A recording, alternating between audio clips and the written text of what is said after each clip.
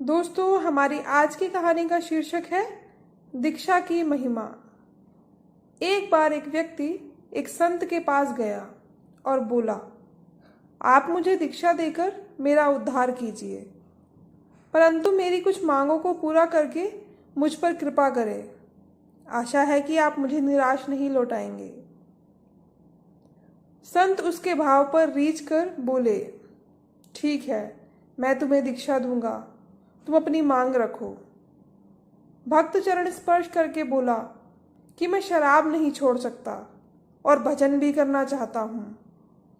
संत ने मुस्कुराकर कहा, और कोई समस्या? भक्त ने झिझकते हुए कहा, मैं चोटी भी नहीं रखना चाहता। संत ने फिर कहा, कोई और इच्छा तो बाकी नहीं रह गई? उसने प्रसन्न होकर कहा, नहीं प्रभु, और कोई इच्छा नहीं है।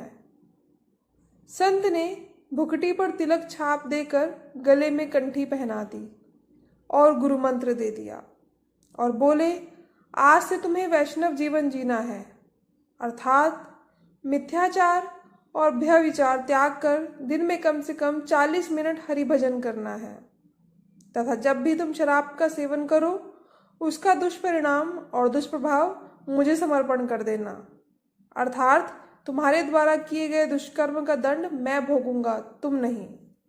शिष्य बड़े भारी मन से उठकर घर आ गया।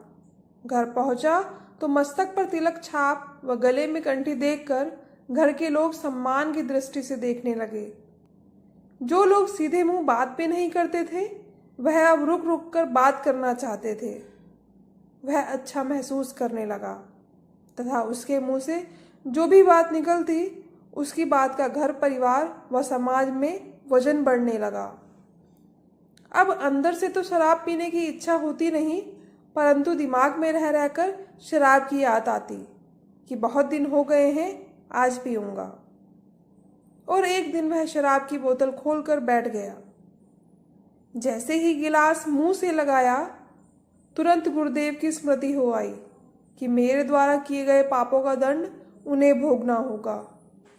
गिलास छूट गया और आंखों से अविरल अश्रुधारा बहने लगी।